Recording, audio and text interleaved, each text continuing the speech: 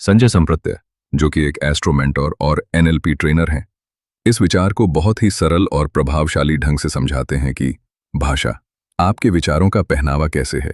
NLP, neuro linguistic programming के नजरिए से इसे समझने के लिए हम इसे 3 हिस्सों में तोड़ सकते हैं।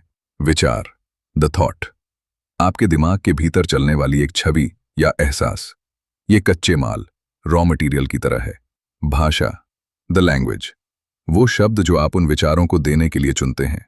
पहनावा, द ड्रेस, जैसे कपड़े किसी व्यक्ति की पहचान बताते हैं, वैसे ही आपकी भाषा आपके विचारों को दुनिया के सामने प्रेजेंट करती है। संजय संप्रत्य की शैली में मुख्य बिंदु, मैपिंग।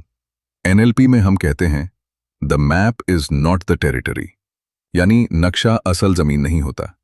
वैसे ही आपके शब्द आपके विचार नहीं हैं, बल्कि उनका एक प्रतिनिधित्व है। अगर आप अपनी भाषा पहनावा बदल दें तो आपके विचार करने का तरीका भी बदल जाता है।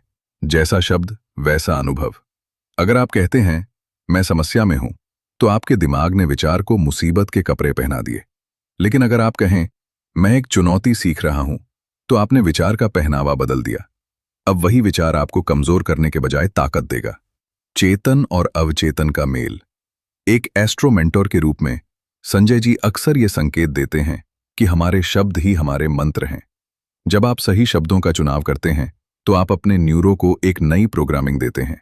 निष्कर्ष, जैसे हम किसी खास मौके के लिए बेहतरीन कपड़े चुनते हैं, वैसे ही हमें अपने जीवन की सफलता के लिए बेहतरीन शब्दों का चुनाव करना चाहिए, क्योंकि आपकी भाषा ही तय करती है कि आपका मस्तिष्क उस विचार को कैसे महसूस करेगा।